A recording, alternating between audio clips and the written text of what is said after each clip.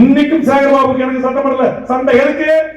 தமிழிலும் அர்ச்சனை செய்யப்படும். என்ன தமிழ்நாட்டில் என் தாய்மொழியில் அர்ச்சனை செய்யப்படாம அது என்ன தமிழிலும்? இதைத்தான் கலைஞர்களை நான் எழுதி கேட்டேன். கலைஞரை எல்லா கோயில்களிலும் தமிழிலும் அர்ச்சனை செய்யப்படும் இருக்கு. இந்த பெயர் பலகை தூக்குங்க, தமிழில் அர்ச்சனை செய்யப்படும் என்று பெயர் பலகை வையுங்கள் என்று சட்டம் கொண்டு வந்தவர் வேல்முருகன். சேகர்பாபு அவர்களே, இந்த அறத்துறை அமைச்சர் அவர்களே, இந்த கூட்டத்திலிருந்து வேல்முருகன் வைத்த கோரிக்கை ஏற்று தலைவர் கலைஞர் அவர்களுடைய அரசாணை தமிழில் அர்ச்சனை செய்யப்படும், தமிழில் குணமொழிக்கு செய்யப்படும், தமிழில் நன்னீராட்டு நடத்தப்படும் என்கிற அறிவிப்பு தமிழக சட்டமன்றத்தில் 2006-2011 வரையில் முதலமைச்சர் கலைஞர் இருந்தபோது நான் பேசிய காலகட்டத்தில் கொடுத்த உறுதிமொழி கொடுத்த அரசு ஆணை இருக்கிறது. அதை நடைமுறைப்படுத்துங்கள் மாண்புமிகு சேகர்பாபு அவர்களே.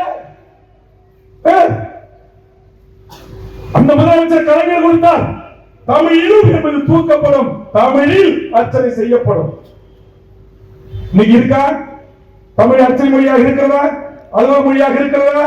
சுதந்திர இந்தியாவின் 70 ஆண்டு காலத்தில் இந்த வேல்முருகன் கரடியாக கத்திய பிறகுதான் இந்த முத்துவேல் கருணாநிதி ஸ்டாலின் அவர்கள்தான் கடந்த ஒரு மாதத்திற்கு முன்பாக தமிழ்நாட்டின் அரசு கோப்புகள் அனைத்தும் இனி தமிழிலே கையொப்பமிட வேண்டும், தமிழிலே கோப்புகள் சுற்றறிக்கை அனுப்பப்பட வேண்டும் என்கிற அரசாணை சுற்றறிக்கை நாட்டுடைய முதலமைச்சரை வைத்து இன்னைக்கு வெளியிட செய்தார். அதுக்கு வேல்முருகன் தான் காரணம். இதெல்லாம் வரலாறு, இதெல்லாம் வரலாற்று பக்கங்கள் சட்டமன்ற பதிவேடுகள் இருக்கு. ஆனா இதையெல்லாம் தெரியாத தற்கூரிகள் எல்லாம் இன்றைக்கு தமிழ்நாட்டின் ஆட்சி அதிகாரத்துக்கு நாங்க வருவோம், நீங்க வருவோம், வாங்க, உங்க அப்பா உங்க பாட்டனெல்லாம் பார்த்தவங்க தான் நாங்க, வாங்க சந்திப்போம், தேர்தல் காலத்தில் சந்திப்போம். இப்ப நாகரிகம் கருதி நாங்க கடந்து போகிறோம். ஒவ்வொரு படத்திலும் இந்த நாட்டுடைய ஆட்சி அதிகாரத்தை நேர சிஎம் தான், நேர செஞ்சாச்சு கோட்டை தான். இங்க அடி போடுறவன் ஒருத்தவன், போராடுறவன் ஒருத்தவன், ஜெயிலுக்கு போறவன் ஒருத்தவன், சிறைக்கு போறவன் ஒருத்தவன். இந்த நாட்டிலே அப்பழுக்கற்ற இந்திய கம்யூனிஸ்ட் இயக்கத்தில் மாபெரும் தலைவர் சுதந்திர இந்தியாவிற்காக 10 ஆண்டு காலம் சிறை சென்ற அறிவித்தோழர்கள் நல்ல கண்ணுவை இந்த நாட்டில் இருக்கிற நாதாரிகள் பல பேரு யாரு நல்ல கண்ணு நல்ல கண்ணா ஏண்டா அந்த தலைவனை ஒரு காலத்தில் விமர்சனம் செஞ்சவங்க இன்னைக்கு எங்க இருக்கிறான் தெரியுமா? அந்த தலைவன் காலையில் வந்து மன்னிப்பு கேட்டான்.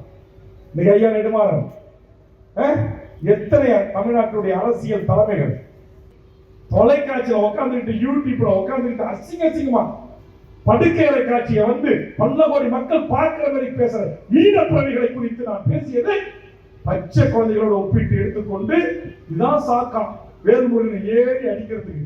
பிரபு சொன்ன மாதிரி, கண்ணதாசன் சொன்ன மாதிரி ஏறி அடிக்கிறீங்க, வாங்கடா அடிக்கிறோம், தேர்தல் வரட்டும் அடிக்கிறோம். தமிழ் சமூகத்தினுடைய வாழ்வுரிமை பிரச்சனைகளின் சிக்கல்களில் இந்த நிலத்தில் ஏற்பட்டிருந்த பேர் அபாயத்தில் இருந்து இந்த மண்ணையும் இந்த மக்களையும் இந்த மொழியும் காப்பாற்றுவதற்கு எந்த தியாகத்தையும் செய்வதற்கு வேல்முருகன் தயாராக இருக்கிறார். அவனுக்கு பிறக்கும் போது எம்எல்ஏ அவனுக்கு பிறக்கல, 3 முறை எம்எல்ஏ அவனை நினைச்சு பார்க்கல. ஒரு கட்சியை கட்டமைப்பு உருவாக்கி இன்னைக்கு தமிழ்நாடு முழுக்கும் வேகமாக வளர்ந்து வருகின்ற ஒரு கட்சியாக கொண்டு வந்து நிறுத்துவ நான் நினைக்கல.